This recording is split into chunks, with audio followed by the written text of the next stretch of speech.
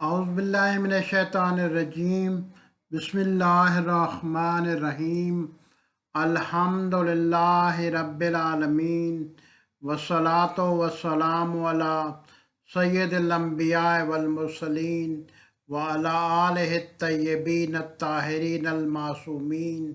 ولعنۃ اللہ علی اعدائہم اجمعین من الآن الی قیام یوم الدین۔ اما بعد، تفسیر سورہ فلق۔ بسم اللہ الرحمن الرحیم۔ قل اعوذ برب الفلق، کہو میں پناہ مانگتا ہوں صبح کے پروردگار کی،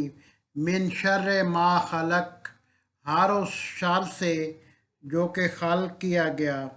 ومن شر غاسق اذا وقب، اور اندھیری رات کے شر سے جب کہ اس کی تاریکی چھا جائے، ومن شر النفاثات فی العقد، اور گروں پر پھونکے مارنے والیوں کے شر سے،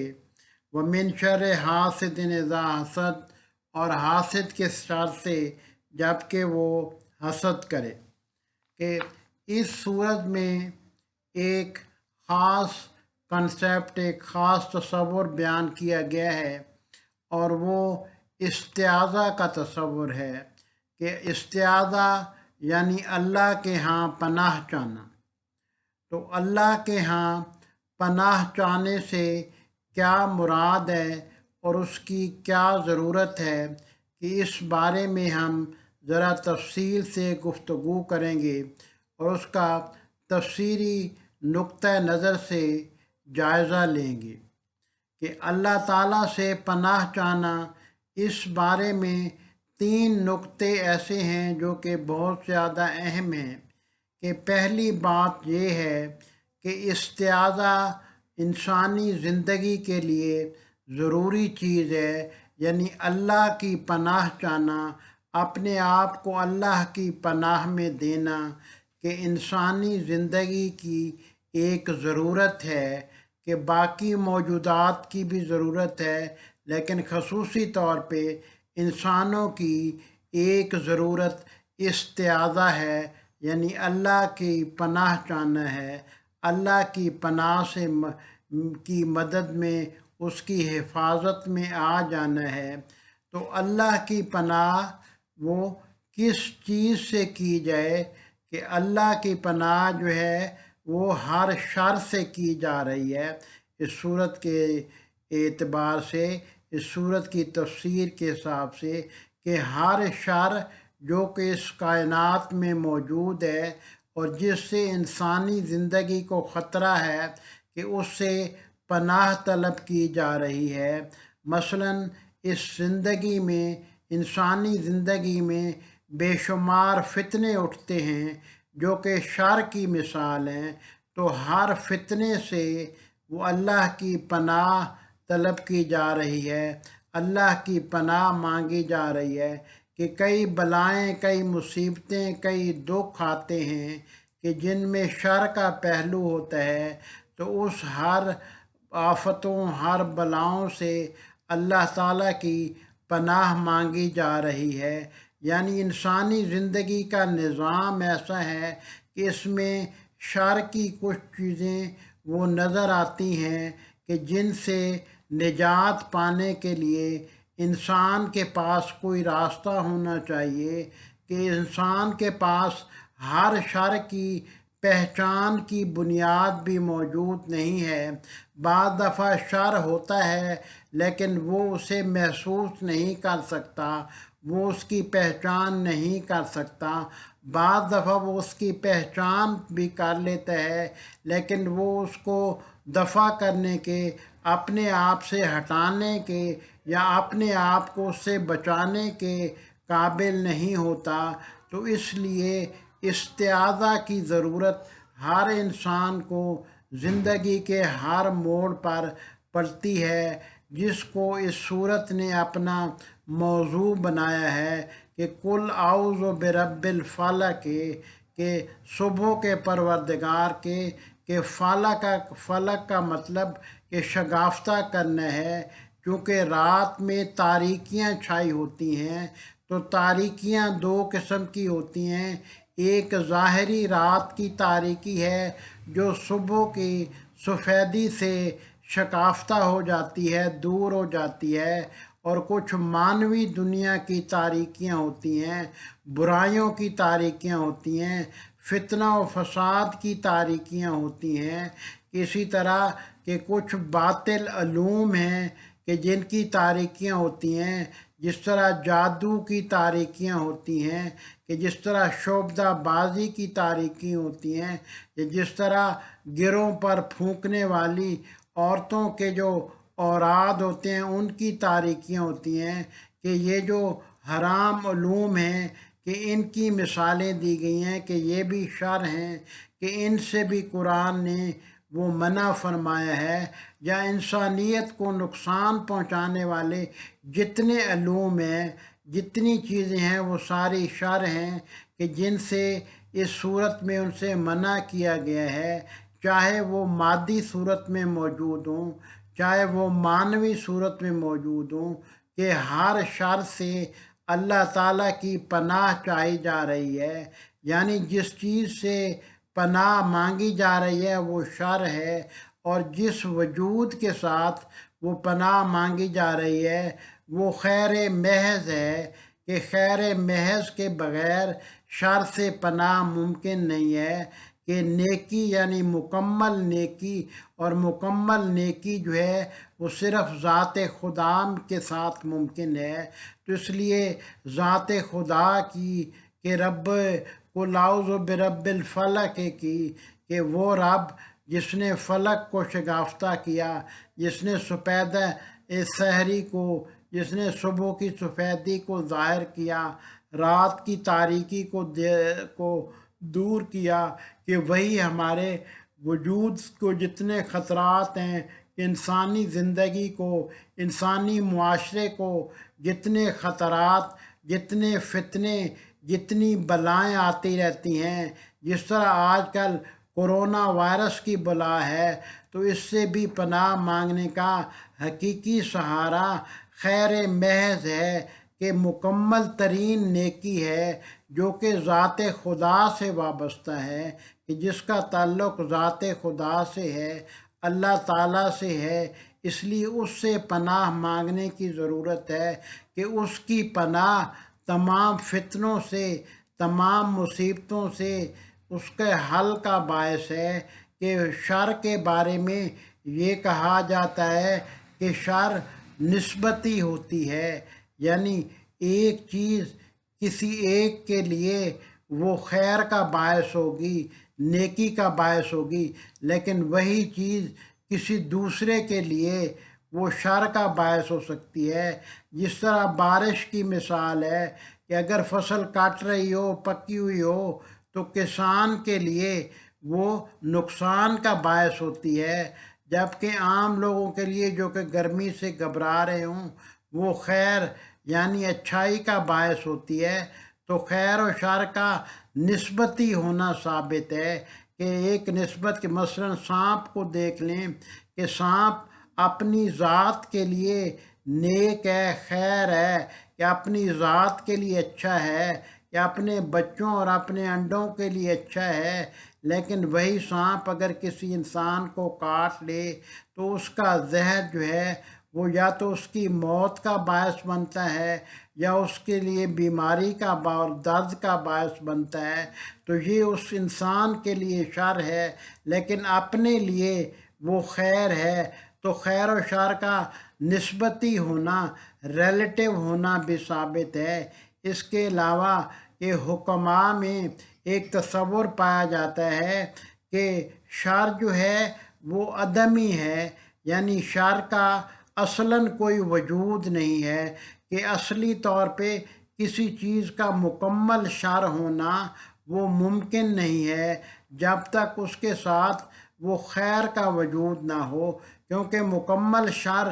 اپنے آپ کو ختم کر دے گا، یا اگر شر زیادہ ہو اور خیر تھوڑا ہو تو پھر بھی وہ وجود ممکن نہیں ہے، کیونکہ کچھ ہی عرصے میں وہ وجود ختم ہو جائے گا، کیونکہ شر زیادہ ہے اور خیر تھوڑا ہے۔ تو صرف وہی موجودات ممکن ہیں کہ جن کے اندر کہ خیر زیادہ ہے، کہ نیکی زیادہ ہے اور شر کم ہے۔ اگرچہ مادی موجودات ہوں یا مجرد معنوی موجودات ہوں، کہ مجرد معنوی موجودات میں خیر محض ممکن ہے، کہ خیر محض یعنی مکمل طور پہ ان کا نیکی ہونا، مکمل طور پہ ان کا اچھائی ہونا وہ ممکن ہے، لیکن مکمل طور پہ شر محض ہونا ممکن نہیں ہے۔ البتہ منشا شر ہونا ممکن ہے، جیسا کہ شیطان جو ہے وہ منشا شر ہے، یعنی شر کو پھیلانے والا وجود ہے، کہ شر کو آگے پھیلاتا ہے اور اپنے چیلے بنا کے اور جن و انسان کے دلوں میں وسوسے ڈال کے ایک خناس کے روپ میں یا مختلف روپوں میں یہ اپنا شر پھیلاتا ہے۔ تو ہر شر سے جو کہ خلق کیا گیا ہے، تو اس طرح شر کا تعلق مخلوقات سے بنتا ہے، خالق سے نہیں بنتا۔ خالق کا تعلق خیر سے بنتا ہے، کہ خالق خیر کا خالق ہے، جبکہ مادے کا اپنا مزاج یہ ہے کہ اس کے مزاج میں کچھ شر شامل ہو جاتا ہے۔ تو یہ مادیت کے خواص میں سے ہے کہ کچھ شر اس میں موجود ہوتا ہے۔ تو اس صورت میں ہر اس شخص سے جو کہ خلق کیا گیا، جو کہ نظام تکوین میں پیدا ہو گیا، کہ اس سے وہ پناہ مانگی جا رہی ہے۔ مثال کے طور پہ کہ بعض چیزیں وہ شریعت میں حرام ہوتی ہیں، لیکن تکوین میں، عالم تکوین میں، کہ دنیاوی نظام میں ان کا اثر موجود ہوتا ہے۔ جس طرح زہر ہے، زہر سے کسی کو نقصان پہنچانا یا کسی کی جان لے لینا حرام ہے، لیکن زہر کی یہ حرمت، یہ حرام ہونا شریعت کے اعتبار سے ہے، تشریعاً ہے، تکوینی اعتبار سے، یعنی اس دنیا میں جو نظام، جو طبی نظام قائم ہے، اس کے اعتبار سے اگر کسی کو زہر دیا جائے تو وہ اپنا اثر دکھائے گا اور اس کے جسم کو نقصان پہنچائے گا۔ لیکن تکویناً یہ کام ممکن ہے، اگرچہ تکویناً کام بھی باذن اللہ ہوتا ہے، لیکن وہ تشریعاً حرام ہوتا ہے۔ اسی طرح کہ اگر کوئی جادو یا سحر کیا جائے تو وہ اگرچہ شریعت میں حرام ہے، تشریعاً حرام ہے، لیکن تکویناً اس کا اثر ہوتا ہے۔ لیکن اس کا اثر جہاں تک نبوت اور امامت کا تعلق ہے، کہ اس کا اثر کہ انبیاء اور جو ائمہ معصومین ہیں ان کے جسم کو تو طبی عوامل نقصان پہنچا سکتے ہیں، لیکن ان کی روح مطہر اس بات سے بہت پاکیزہ ہے کہ وہ منطقہ ممنوع ہے۔ وہاں تک کہ جادو کی یا ٹونے کی یا کسی اور شعبدہ بازی کی رسائی ممکن نہیں ہے، کہ وحی و رسالت کہ اس قسم کے حرام امور کے اثرات سے محفوظ ہے۔ اسی طرح عقل رسالت، عقل امامت اس قسم کے حرام امور کے اثرات سے محفوظ ہے، اور عقل امامت پہ کبھی نہ جادو کیا جا سکتا ہے، نہ سحر کیا جا سکتا ہے، کہ امامت وحی اور رسالت اور ان کی تعلیمات کہ جادو و سحر سے محفوظ ہیں۔ کہ جس طرح قرآن نے بارہا اپنی آیات کے بارے میں کہا ہے کہ یہ کسی ساحر یا کاہن کا کلام نہیں ہے، بلکہ یہ رسول کریم کا کلام ہے، یہ اللہ کا کلام ہے جو کہ رسول کریم کی زبان پہ جاری ہوا ہے۔ تو قرآن کی آیات کے ذریعے کہ ہر شر سے اللہ تعالیٰ کی پناہ مانگی جا رہی ہے، اور اسی منشا شر میں سے وہ ایک منشا وہ شیطان ہے۔ اسی طرح جو انسان کے اندر نفس امارہ ہے، جو نفسانی خواہشات ہیں، وہ بھی منشا شر ہیں، وہ بھی شر پھیلاتی ہیں، کہ اس شر سے بھی اللہ کی ہی پناہ مانگی جا سکتی ہے۔ اس لیے توبہ بھی اللہ کی دی ہوئی توفیق سے ہی ممکن ہے۔ تو اس صورت میں استعاذہ کی طرف توجہ دلائی جا رہی ہے کہ استعاذہ یعنی اللہ کی پناہ طلب کرنا، ہر شر سے اللہ کی پناہ میں آ جانا۔ اس کے مقابلے میں استخارہ کا لفظ ہوتا ہے۔ استخارہ یعنی خیر طلب کرنا، اللہ تعالیٰ سے نیکی طلب کرنا، اللہ تعالیٰ سے اچھائی اور بھلائی طلب کرنا، کہ یہ خیر مراد ہے۔ یہ استخارہ کا متضاد ہے کہ اس استخارہ سے مراد فال ڈالنا نہیں ہے، بلکہ اس استخارہ سے مراد اللہ تعالیٰ سے اچھائی اور بھلائی طلب کرنا ہے۔ جس طرح انسانی زندگی کے لیے استعاذہ ضروری ہے، اسی طرح انسانی زندگی کے لیے استخارہ بھی ضروری ہے۔ استخارہ یعنی طلب خیر کرنا، اللہ تعالیٰ سے بھلائی مانگنا، اللہ تعالیٰ سے دعا کرنا کہ اللہ تعالیٰ ہمارے لیے اور سب انسانوں کے لیے بھلائی نازل کرے، کہ کرۂ ارض پہ بھلائی نازل کرے، کہ زمین سے مصیبتیں اور بلائیں اور بیماریاں یہ ختم ہو جائیں۔ اس کو استخارہ کہتے ہیں کہ یہ بھی استعاذہ کے بعد کا مرحلہ ہے، کہ یہ بھی آیات قرآن میں اس کی بھی تلقین کی گئی ہے۔ تو شیطان نے یہ وعدہ کیا ہے کہ جو صراط مستقیم پہ چلے گا تو میں اس کے راہ میں آگے جا کے رکاوٹ ڈالوں گا، کہ جب اس نے سجدہ آدم سے انکار کیا تھا تو اللہ تعالیٰ کو کہا تھا کہ دیکھیں میں صراط مستقیم پہ ان لوگوں کو گمراہ کر دوں گا۔ صراط مستقیم سے مراد قرآن کریم ہے، صراط مستقیم سے مراد ائمہ معصومین اہل بیت علیہم السلام ہے، صراط مستقیم سے مراد جناب رسول خدا صلی اللہ علیہ وسلم کی ذات مقدسہ ہے، صراط مستقیم سے مراد ولایت آل محمد علیہم السلام ہے، صراط مستقیم یعنی نیکی کا سیدھا راستہ، کہ اس کے لیے شیطان نے اپنا وعدہ کیا ہے، اپنی کمٹمنٹ کی ہے کہ ہر صراط مستقیم کے چلنے والے کے لیے وہ گھات میں بیٹھے گا، کہ وہ اس پہ اپنی کمند پھینکے گا، وہ اس پہ اپنا جال پھینکے گا اور اسے گمراہ کرنے کی کوشش کرے گا۔ تو اللہ تعالیٰ نے کہ اس کے لیے ہمارے ساتھ وعدہ کیا ہے کہ جو میرے مخلص بندے ہیں، جو خلوص کے ساتھ میری عبادت کرتے ہیں، وہ اس جال میں نہیں پھنسیں گے، وہ شیطان کی اس چال میں نہیں آئیں گے۔ اس لیے اس صورت میں استعاذہ کیا جا رہا ہے تاکہ صراط مستقیم پہ چلنے کے لیے قرآن و اطرت کی باتوں پہ عمل کرنے کے لیے، قرآن و اطرت کی تعلیمات پہ عمل پیرا ہونے کے لیے جب شیطان اپنا جال پھینکے، جب شیطان اپنی رکاوٹیں ڈالے تو انسان اللہ تعالیٰ کی پناہ میں آ جائے، کہ اس کو استعاذہ کہتے ہیں۔ کہ اس طرح استعاذہ وہ دین کے لیے، دین کی حفاظت کے لیے انتہائی اہمیت کا عامل ہے، کہ انسانی اعمال کی حفاظت کے لیے، اعمال صالحہ کو بجا لانے کے لیے، خصوصی طور پہ رمضان میں جب اعمال صالحہ کی معراج ہوتی ہے تو استعاذہ اور استخارہ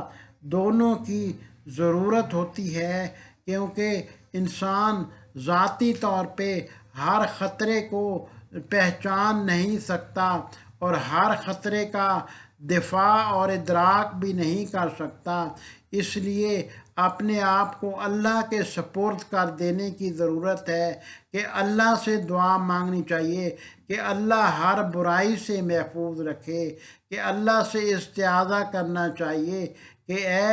صبح سفیدی کے ظاہر کرنے والے پروردگار، ہمیں ہر شر سے محفوظ رکھ، کہ ہمارا ہر خطرے سے دفاع کر، کہ ہر جو تلخی اور ناگواری ہے اور ناملائمات ہیں اس سے ہمیں اپنی حفاظت میں رکھ۔ تو اللہ تعالیٰ سے یہ استعاذہ کہ یہ نہ صرف عام علوم اور عام دنیاوی معاملات تک محدود ہے، بلکہ وہ علوم جو کہ انسانیت کے نقصان کے لیے ہیں۔ مثال کے طور پہ کہ بابل میں دو فرشتے ہاروت و ماروت آئے تھے، اور وہ لوگوں کو فتنہ کے طور پہ، آزمائش کے طور پہ جادو کی تعلیمات سکھاتے تھے، کہ جادو کی تعلیمات کا مقصد ہوتا تھا کہ وہ کچھ امور جادو کے علم کے ذریعے انجام دے سکیں، جس کا اچھا استعمال بھی ہو سکتا تھا اور جس کا برا استعمال بھی ہو سکتا تھا، اور لوگ ان سے جادو کی تعلیمات سیکھ کے میاں اور بیوی کے درمیان میں اختلاف اور تفرقہ ڈال دیتے تھے۔ دو دوستوں کے درمیان تفرقہ ڈالنے کے لیے اس جادو کو استعمال کرتے تھے، لیکن یہ سب کچھ اتنے تک ممکن نہیں تھا جب تک اذن اللہ نہ ہو، اللہ کا اذن نہ ہو، اللہ کا حکم نہ ہو، یعنی تکویناً اللہ کا اذن، اللہ کا حکم، اللہ کی طرف سے اثر تو ان علوم غریبہ میں ہوتا ہے، اس لیے تشریعاً ان کو شریعت میں حرام قرار دیا گیا ہے۔ اسی طرح انسانیت کو نقصان دینے والے جتنے علوم ہیں، کہ آیت اللہ محسن کراتی کہتی ہیں کہ نفاسات سے مراد صرف گروں پر پھونکنے والی عورتیں ہی نہیں ہیں، بلکہ ہر چیز جو کہ جامع انسانی کو نقصان پہنچاتی ہے، ہر وہ برے خیالات جو کہ انسانی معاشرے کو، اسلامی معاشرے کو نقصان پہنچاتی ہیں، وہ النفاسات کے تفسیر میں آتی ہیں، اس کے مصادیق میں آتی ہیں، یعنی ہر وہ چیز جو کہ انسانی معاشرے کے لیے نقصان کا باعث ہے، انسانوں کے لیے نقصان کا باعث ہے، وہ ان نفاسات گرہ پہ پھونکے مارنے والیوں کے مصادیق میں آتی ہیں۔ یعنی ہر برا خیال جو معاشرے میں رائج کیا جاتا ہے، چاہے وہ ایڈورٹائزمنٹ کے تھرو ہو یا چاہے وہ کسی اور میڈیا یا ملٹی میڈیا کے وساطت سے ہو، وہ نفاسات کے مصادیق میں سے آتا ہے۔ وہ من شر ما خلق، کہ ہر شر جس کو خلق کیا گیا اس کے مصادیق میں سے آتا ہے۔ تو آج کی دنیا کے جو شرور موجود ہیں، آج کے موجودہ زمانے کے جو شر موجود ہیں، وہ سارے بھی اس آیت کے ذیل اور اس کی تفسیر میں آتی ہیں، کہ ان سب سے اس رمضان میں خصوصی طور پہ اس رمضان کے دنوں اور اس کی راتوں میں اللہ تعالیٰ سے ان کی پناہ مانگنی چاہیے، اپنے آپ کو اللہ تعالیٰ کی پناہ میں دے دینا چاہیے، جس طرح حضرت یوسف علیہ السلام نے وہ گناہ سے کے بچنے کے وقت فرمایا تھا معاذ اللہ، کہ اللہ تعالیٰ کی پناہ میں، کہ اللہ تعالیٰ ہی پناہ دہندہ ہیں، کہ پناہ گاہ اللہ تعالیٰ ہی ہے۔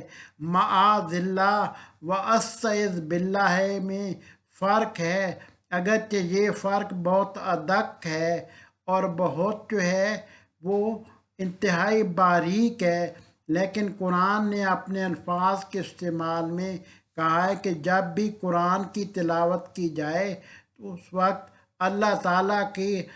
تعالیٰ سے استعاذہ کیا جائے، کہ شیطان مردود کے شر سے بچنے کے لیے اللہ تعالیٰ کی پناہ میں آ جانی چاہیے، تاکہ قرآنی آیات کا انسانی دلوں سے پاکیزہ رابطہ قائم ہو، نور ہدایت وہ اللہ تعالیٰ کے نور سے نور ہدایت قرآن سے منتقل ہو کے انسانی دلوں میں نورانی شکل میں جائے، ایک نور کی شکل میں جائے، اور شیطان کے شر سے محفوظ رہے۔ اس لیے فَإِذَا قَرَأْتَ الْقُرْآنَ، کہ جب قرآن کی تلاوت کی جائے، فَاسْتَعِذْ بِاللَّہ، تو اللہ کی طرف استعاذہ کیا جائے، کہ اللہ کی پناہ میں چلا جانا چاہیے، کہ شیطان سے اللہ کی پناہ میں چلا جانا چاہیے، وساوس شیطانی سے کہ جو شیطانی وسوسے ہیں ان سے اللہ کی پناہ میں چلا جانا چاہیے، تاکہ انسان اپنے آپ کو وہ اللہ تعالیٰ سے مربوط کر سکے۔ اور اسی طرح آخر میں سب سے زیادہ وہ حسد سے وہ پناہ مانگی گئی ہے کہ حسد ایک ایسی بیماری ہے کہ حسد اور غبطہ میں فرق یہ ہے کہ حسد کسی کے اندر اگر کوئی نعمت ہو تو اس کے زائل ہونے کی، اس کے نابود ہونے کی خواہش کو حسد کہتے ہیں۔ لیکن اگر کوئی شخص یہ چاہے کہ دوسرے کے پاس جو نعمت موجود ہو وہ اس کے پاس بھی برقرار رہے اور اللہ تعالیٰ ویسی ہی نعمت مجھے بھی عطا کر دے، تو یہ اس کو غبطہ کہتے ہیں۔ یہ پسندیدہ صفت ہے کہ یہ قابل مذمت نہیں ہے، جبکہ حسد جو ہے وہ غیر پسندیدہ صفت ہے کہ حسد سے انسانی زندگی، انسانی معاشرے میں وہ تباہی ہوتی ہے اور اس سے ایمان جو ہے وہ اس کو گویا جلا دیا جاتا ہے۔ کہ مثلاً فرزندان آدم جو تھے حابیل و قابیل کہ دونوں نے قربانی کی اور حضرت حابیل علیہ السلام کی قربانی قبول ہو گئی، تو قابیل کے دل میں حسد پیدا ہوا اور حسد کی بنیاد پہ اس نے حضرت حابیل علیہ السلام کو قتل کر دیا، اور دنیا میں جو پہلا قتل ہوا انسانی قتل وہ اسی حسد کی بنیاد پہ ہوا، کہ اس لیے کہ مختلف لوگوں نے پیغمبر حضرت محمد صلی اللہ علیہ وسلم سے بھی حسد کیا اور ان کی آل مبارک سے بھی حسد کیا۔ تو حضرت علی علیہ السلام فرماتے ہیں کہ حسد ایسا خطرناک مرض ہے کہ جس کا موت کے علاوہ کوئی علاج نہیں ہے، کہ یا تو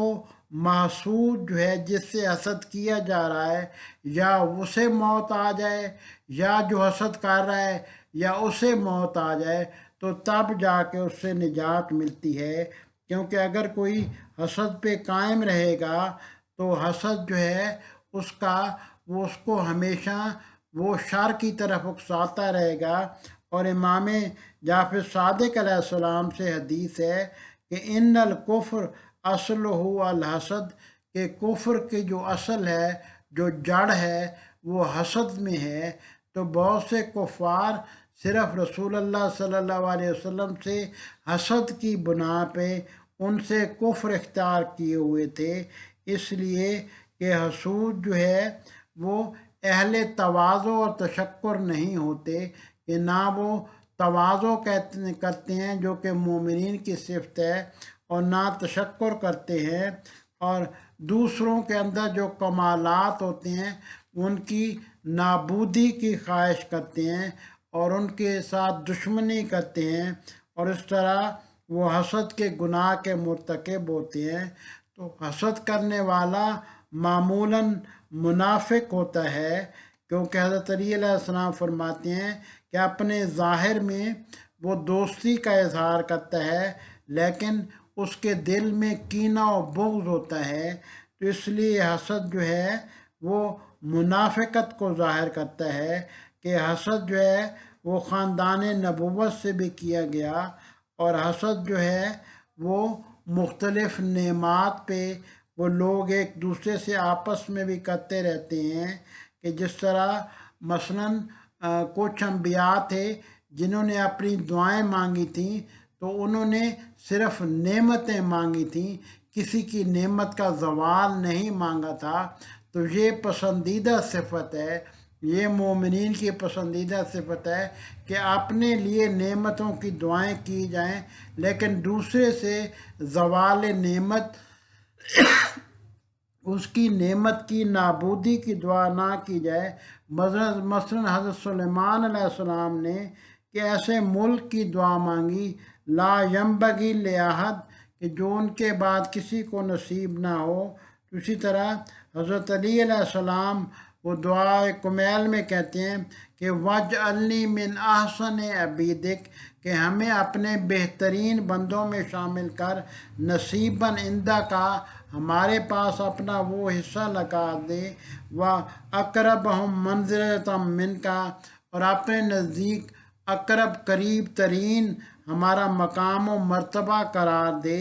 کہ یہ پسندیدہ صفت ہے مومنین کی، کہ جو حسد نہیں غبطہ ہے کہ اس کی تعریف کی گئی ہے، جبکہ اہل حسد چاہتے ہیں کہ انہیں نعمت ملے یا نہ ملے، دوسرے سے وہ نعمت ضرور نابود اور ختم ہو جائے، کہ جس کو بری صفت کہا گیا ہے کہ یہ ان کے اپنے دلوں کا بھی ایک مرض ہے، اور انسانی جامعہ کا، انسانی معاشرے کا بھی ایک مرض ہے، کہ انسانی معاشرے میں بہت سے جرائم اس حسد کی بیماری کی وجہ سے پیدا ہوتے ہیں۔ اس لیے قرآن اس حسد کے برے ہونے کی طرف انسانوں کو متوجہ کرتا ہے اور کہتا ہے کہ اس حسد سے نجات پالو، تاکہ اپنے معاشرے میں سکون و اطمینان اور فلاح کا راستہ ہموار کر سکو، اور فلاح کو اپنے معاشرے میں رائج کر سکو۔ والحمد للہ رب العالمین۔ اللہم صلی علی محمد و آل محمد۔